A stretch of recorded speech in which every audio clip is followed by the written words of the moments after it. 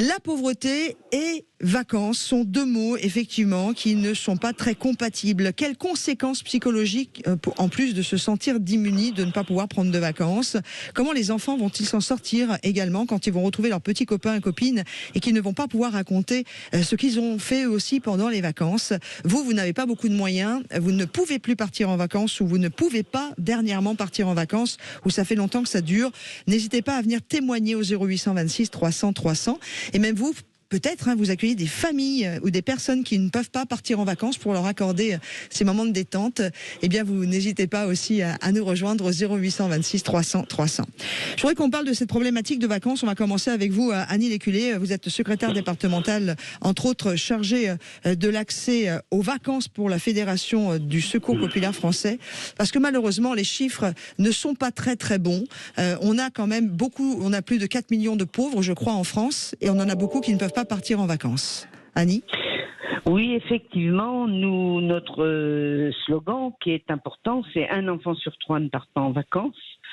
Et qui plus est, au niveau des familles, la situation est très difficile parce que partir en vacances a un coût, une capacité d'organisation, une capacité de connaissance. Et le public que suit notre fédération à Paris est un public en forte précarité, beaucoup de familles en hébergement collectif, en hébergement d'urgence. Et notre priorité, depuis de très très longues années au Secours populaire, c'est bien de favoriser l'accès aux vacances pour qu'un enfant puisse vivre des moments privilégiés, de la découverte et faciliter un petit peu les apprentissages, et c'est très important pour nous. Nous avons une campagne vacances importante dont je pourrais vous donner tout à l'heure quelques chiffres. Avec bonheur, oui, on va partager cela, puis on partagera aussi la réalité du Secours populaire aujourd'hui, Annie, parce que vous faites appel aux dons, autant aux dons financiers qu'aux dons alimentaires, parce que les banques alimentaires du Secours populaire sont pratiquement vides, et là on est face à un énorme problème. J'ai voulu aussi vous inviter, Nicolas Daillot, vous qui êtes directeur de la Fédération nationale de l'hôtellerie en plein air, parce que auprès de la FNHPA, c'est donc votre fédération, vous organisez, vous essayez d'accueillir des familles démunies avec des offres dans les campings, certains d'entre eux, qui leur permettent de passer aussi quelques jours de vacances. Nicolas Daillot. Oui. M'entendez-vous? Oui, très bien. Parfait. Oui, alors vous savez, le camping, c'est le leader du tourisme social en France. Le tourisme social, on pourrait le définir comme un tourisme qui a pour justement objectif de permettre au plus grand nombre de partir en vacances. Depuis le début de son histoire, évidemment on pense à 1936, mais surtout à l'après-guerre, le camping a surtout pour vocation d'accueillir les Français des classes populaires, c'est notre fierté, et aussi les Français des classes moyennes. Donc c'est vrai qu'il y a des dispositifs qui existent, il y a des familles françaises qui sont aidées pour partir en vacances, on pense notamment au dispositif VACAF, les Français qui bénéficient du dispositif VACAF, la CAF payant une partie des vacances aux familles qui ont des contraintes budgétaires, 80% de ces fonds vont dans les campings. Et puis il y a tout un tas de dispositifs complémentaires en partenariat évidemment entre la profession, les campings et puis tout un tas d'associations qui ont une action totalement extraordinaire en la matière. Il y a évidemment le Secours populaire, on en parlait, mais on pense à Vacances et Familles, on pense à Bourse AID, Solidarité Vacances de l'Agence nationale des chèques vacances, on pense à Je pars, tu pars, il part, au Resto du Cœur. Il y a plein de solutions qui permettent de donner un coup de pouce pour accueillir le plus grand nombre. Je rappellerai juste que, vous en parliez d'ailleurs tout à l'heure, il y a 9 millions de Français qui sont sous le seuil de pauvreté. Qu'il y a, bon an mal an, environ 20 millions de Français qui ne prennent pas de vacances régulièrement et dont certains n'ont jamais pris de vacances de leur vie. Et donc l'objectif, c'est évidemment de permettre au plus grand nombre de partir en vacances.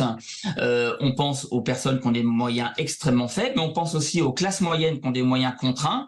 On peut aussi rappeler que 24% des dépenses des ménages en moyenne en France sont compressibles. Donc la grande partie sont soit des dépenses préengagées comme le loyer ou les dépenses incompressibles, évidemment, qu'on a tous en tête. Et attention, parce que là, ça réagit aussi sur Facebook ce matin, sur la page Facebook de Sud Radio, mais l'augmentation de l'électricité au 1er août ne va rien arranger. Les taxes sur les alcools supplémentaires, ça va rien arranger. C'est déjà très compliqué. Ça va être de pire en pire.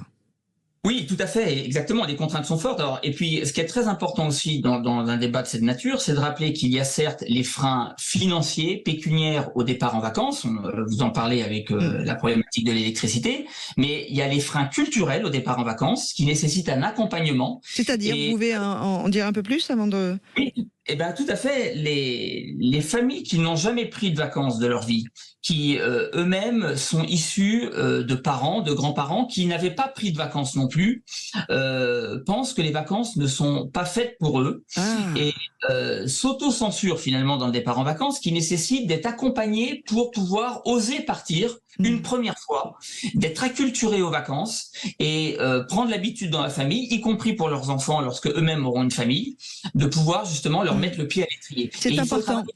Excusez-moi Nicolas Daillot, mais c'est très très important ce que vous venez de dire, parce que même moi je n'avais pas conscience qu'il y avait une culture de la vacance, des vacances, c'est peut-être une culture de l'orthographe aussi, de la grammaire bientôt pour une animatrice de radio, mais c'est dingue, parce que quand on ne vit pas certaines réalités, et c'est pour ça aussi que Sud Radio existe, puisqu'on parle vrai, on ne peut pas avoir conscience de la réalité des autres, et c'est pour ça qu'il ne faut pas non plus des fois juger brutalement quelqu'un parce qu'on ne sait pas ce qu'il vit. La culture de la vacance, Annie, vous du côté du Secours populaire, vous essayez de leur redonner, si on peut parler aussi un petit peu avant de revenir avec Nicolas, et puis avant d'accueillir Félise, qui nous a appelé au 0826 300 300 et qui veut témoigner de sa réalité. Oui, je pense que c'est tout à fait vrai que les vacances, c'est quelque chose auquel on ne pense pas seulement pour des freins financiers, mais parce qu'on n'a pas les codes d'accès à ce qui existe en dispositif, et il y a des dispositifs. Mais nous, notre travail, nous commençons à travailler, on a une quinzaine de bénévoles sur la question des vacances et de l'accès aux vacances, parce que les vacances, c'est les enfants, c'est les familles et c'est aussi les seniors. Parce qu'il y a sur Paris énormément de personnes plus âgées qui ont des très très petites retraites et qui n'ont pas non plus la possibilité de partir. Donc, acculturer aux vacances et lever les freins, c'est un travail que nous faisons par rapport aux familles qui reçoivent une aide du Secours populaire de caractère matériel, vous venez de l'indiquer, qui est complémentaire à ce qu'ils peuvent avoir comme soutien, et que ce travail de dédramatisation, d'acculturation, il se fait, et il se fait surtout par les enfants, parce que dès qu'un enfant a pu connaître un centre de vacances, il a envie de repartir, et il est un ambassadeur de sa propre demande.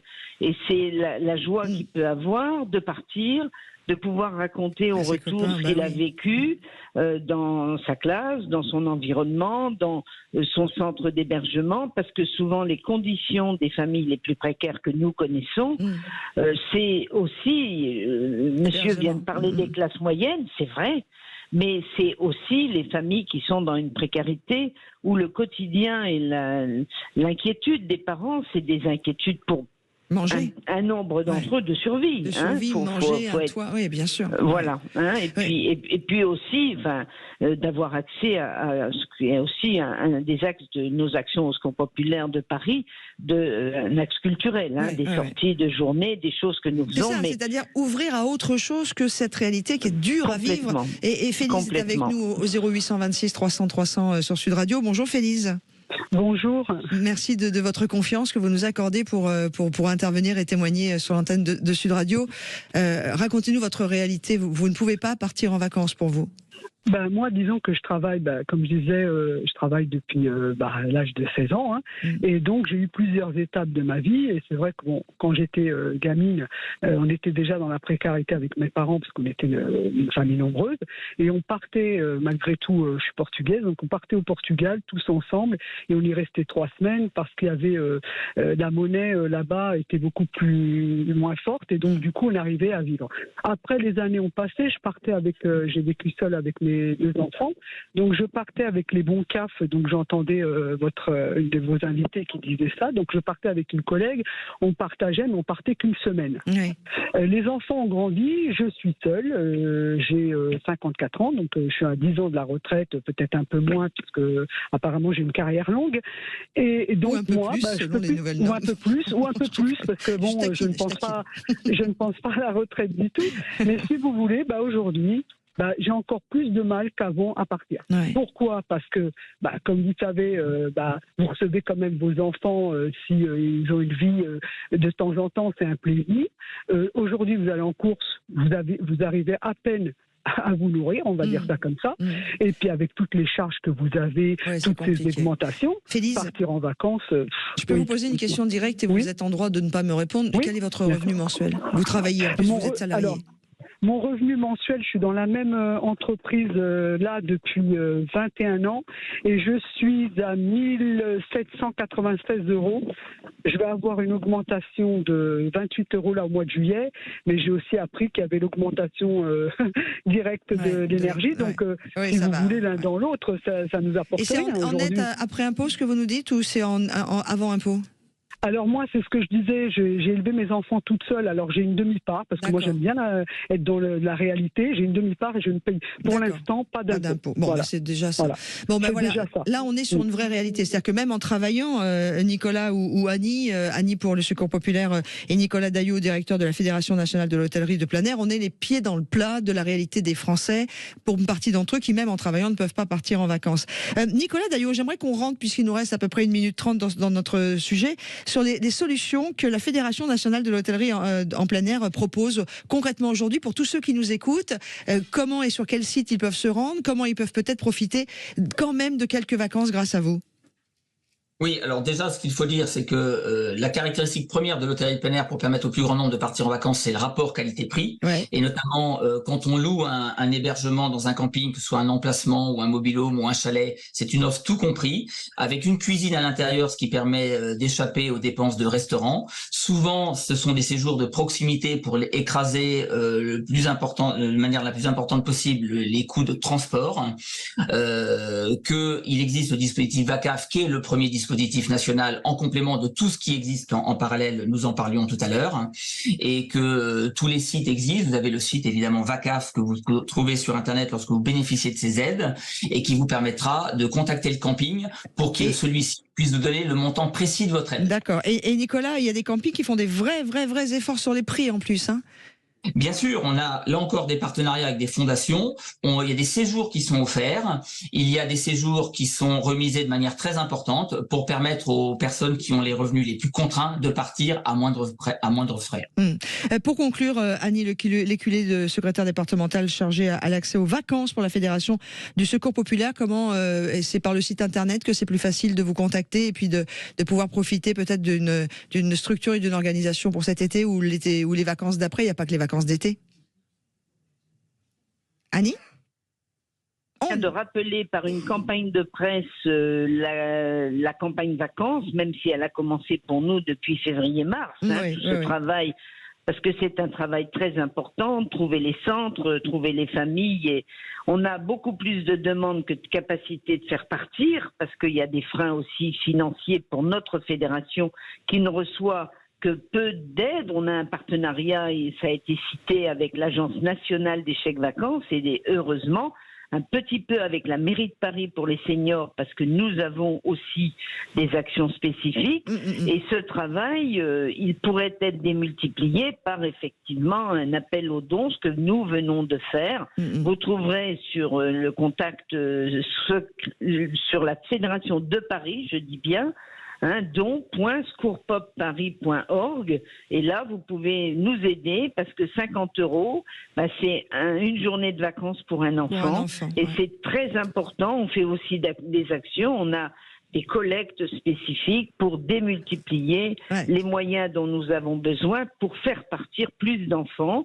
On va faire partir 400 enfants individuellement, 160 familles, mais c'est insuffisant. C'est insuffisant au regard de certaines familles, et il faut le dire, qui sont en attente de régularisation et qui n'ont pas forcément des prestations du côté de la CAF. Voilà, il ne faut pas hésiter. C'est une réalité. Voilà, c'est une réalité qu'il faut prendre en compte. Et ces enfants, ils ont aussi besoin que les autres de partir et de bénéficier de toutes ces découvertes et cette ouverture au monde. Et les adultes aussi, parce que ça fait du bien de décrocher un petit peu de sa réalité. Voilà, évidemment, on pense souvent aux enfants, mais les adultes, je pense que ça leur fait du bien aussi. Le site don.secourspopulaire.fr, et vous pouvez donner du don pour les vacances, et vous pouvez aussi participer. Vous le savez, en ce moment, le Secours Populaire a besoin de tout le monde pour remplir les rayons de leurs banques alimentaires qui sont vides, et on court aussi vers la catastrophe. Donc n'hésitez n'hésitez pas, si vous pouvez ramener un paquet de café, du lait, n'importe quoi, tout au Secours Populaire. Renseignez-vous dans votre secteur. Merci à vous deux de nous avoir rejoints. Merci à Nicolas Daillot, directeur de la Fédération nationale de l'hôtellerie de plein air, de nous avoir apporté son regard. Et puis à Annie Léculé, secrétaire départementale chargée de l'accès aux vacances pour la Fédération du Secours Populaire.